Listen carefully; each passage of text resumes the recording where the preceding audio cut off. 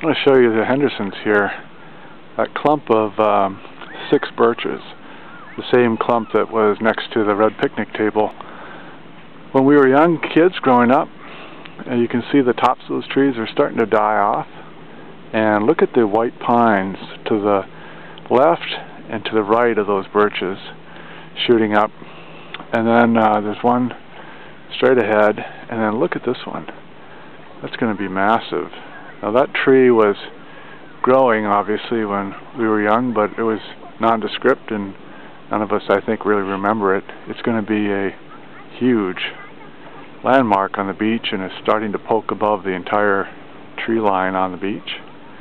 There's a big spruce, you can see the top of it there.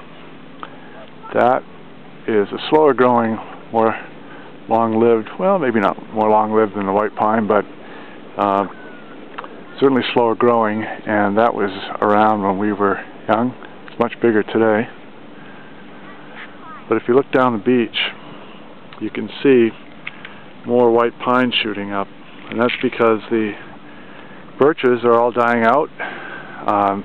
They are an early successional species that colonizes after logging and after the area is open, and these birches are generally kind of living out their cycle, and as the forest matures, there'll be more of these tall spruce and white pine.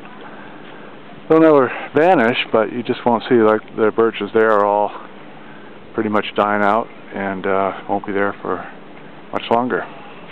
So Birch Point will be a name only as another generation comes and goes. Birches really won't be around much. But we'll all remember them, that's for sure.